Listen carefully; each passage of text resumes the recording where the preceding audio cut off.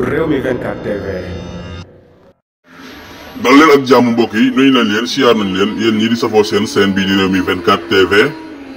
mardi 28 mars 2023 ginnaaw ba nga xamee ne jàpp nañ le 29 bi ak le 30 bi ñooñu ñen la waaye Yewwi Askan Wi ab manifestation la ñu bëggoon amal le 29 mars bi ak le 30 mars bi nga xam ne Ousmane Sonko war naa dem fële ci tribunal ba moom ak Mame Mbaye Niang nemmeeku nañ ne Prefet de Dakar bii nag moom daal di lay génn daal di def ab conférence de presse xam leen ne mars boobu du mën a am le 29 bi daal dina koy dakkal waaye le 30 bi tamit daal dina koy dakkal loolu la ñu nemmeeku ci diwaanu Sénégal ñi ngi wax ne sax kii di Ousmane Sonko tey jii ci 28 mars 2023 bi war na def ab déclaration dañ ne woon balaay midi waaye jamono yi ba léegi gisaguñ ko loolu moo waral nag tekkaaral bi daañu ci xam dara ku ne xam na ne Ousmane Sonko laa ñam nekkul ci poosam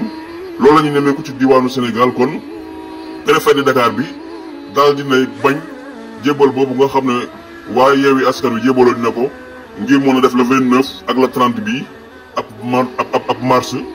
ci diwaanu Ndakaaru Njaay kon préfet daal dina koy gàntal lan moo tax préfet gàntal ko nag kenn mënul comprendre waaye jamono yi ñu bari ci Sénégal ñi ngi wax ne ak yelleefu doomu aadama yi daal niñ ko nangoo nii dafa ñaaw kon préfet daal dinay gàntal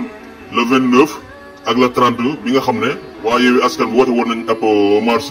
ndax day am wala du am nag instant bi ñi ngi xaar waa Yewwi Askan Wi ñoom ba xam seenu déclaration lan la ñu nar ci lii nga xam ne Prefet de Dakar bi wax na ko maanaam daal di dakkal